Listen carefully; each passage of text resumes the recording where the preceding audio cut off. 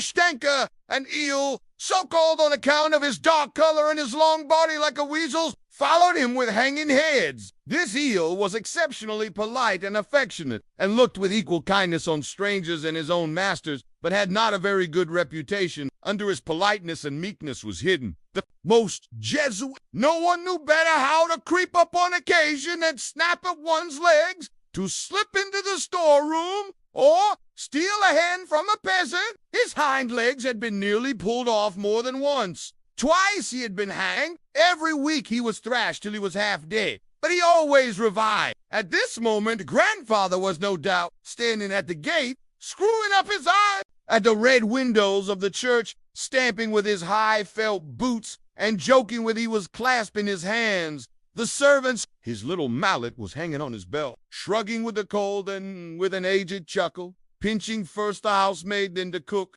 "How about a pinch of snuff?" he was saying, offering the women his snuff. The women would take a sniff and sneak. Grandfather would be indescribably delighted, go off into a merry chuckle, and cry, "Tear it off, it has frozen on." They give the dogs a sniff of snuff too. Kashtanka sneezes, wriggles her head, and walks away offended. Eel does not sneeze from politeness, but wags his tail, and the weather is glorious. The air is still, fresh, and transparent. The night is dark, but one can see the whole village with its white roofs and coils of smoke coming from the chimneys. The trees silvered with hoarfrost, the snowdrift, the whole sky spangled with gay twinkling stars, and the Milky Way is as distinct as though it had been washed and rubbed with snow for a holiday.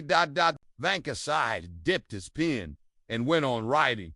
"And yesterday I had a week. The master pulled me out into the yard by my hair. The workmen laugh at me and send me to the tavern for vodka, and tell me and whack me with a boot stretcher because I accidentally fell asleep while I was rocking their brat in the cradle. And a week ago the mistress told me to clean up herring, and I began from the tail end, and she took the herring and thrust its head in my face. Dear, take me away from here, home to the village. It's to steal the master's cucumbers for them, and the master beats me with anything that comes to hand, and there is nothing to eat. In the morning they give me bread for dinner, porridge, and in the evening bread again. But as for tea or soup, the master, and when their wretched brat cries, I get no sleep at all, but have to rock the cradle. Grandfather, show the divine mercy. When I grow up big, I will take care of you for this, and not let anyone annoy, or I'll go for a shepherd boy instead of Fedka. Dear grandfather, it is more than I can bear. It's simply no life. It's more than I can bear. I bow down to your feet, and will pray to God for you forever. Take me away from here, or I shall die. Vanka's mouth worked. He rubbed his eyes with his black fist and gave a sob.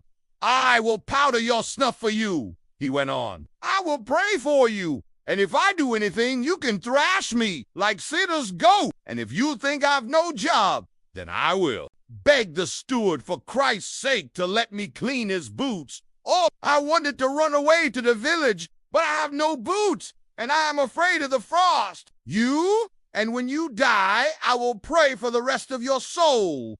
Just as for my... Moscow is a big town. It's all gentlemen's houses, and there are lots of horses. But there are no sheep, and the dogs are not spiteful. The lads here don't go out with a star, and they don't let anyone go into the choir. And once I saw in the shop window fishing hooks for sale, fitted ready with the line, and for all sorts of fish, awfully good ones. There was even one hook that would hold a 40-pound sheet fish, and I have seen shops where there are guns of all sorts, after the pattern of the master's guns at home, so that I shouldn't wonder if they are 100 rubles each.